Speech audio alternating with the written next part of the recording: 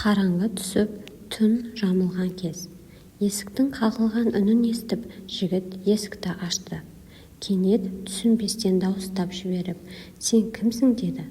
Ол, «Мен студентпін. Мұнда мұғалімдермен келген едім, бірақ олар мені жалғыз тастап кетті. Ал мен қалай қайтуды білмеймін» деп жауап берді.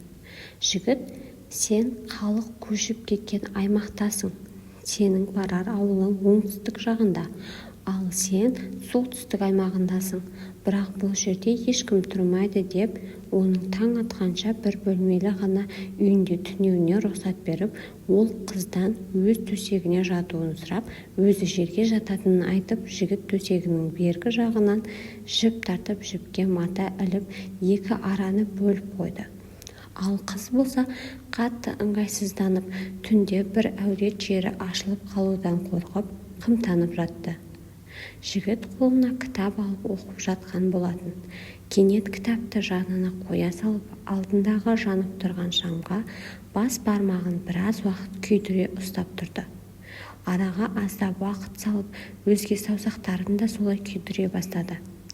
Қыз қымтана дыбыс шығармай, көзіне жас алып, шариғат талаптарына қайшы іс-әрекеттер болмауын тілеп, қорқып жатты. Екеуі де түні бойы көз ілмеді. Таң атысымен жігіт қызды ауылына апарып салды. Қыз жігітпен болған оқиғаны әке-шешесіне бұлжытпай айтып берді.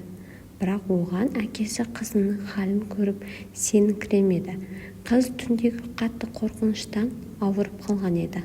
Ертеңіне әкесі сол ауылға барып, жігітке жол көрсетуін сұрап барады.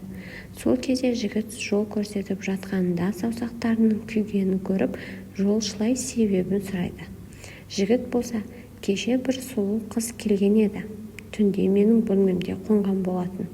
Екеуміз ғана болғандықтан екеудің үшіншісі шайтан болады» дегендей, түнде шайтан азғырды. Мені азғыруы қатты күшейген кезде тозақтың отын есіме алу үшін саусағымды күйдіріп, нәпсімді тежеп отырдым деді.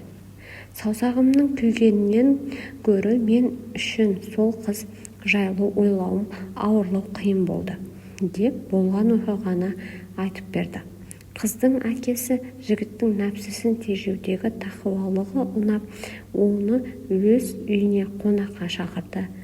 Сол қызын сол жігітке беріп, екеуін үйлендіруді мақсат етті.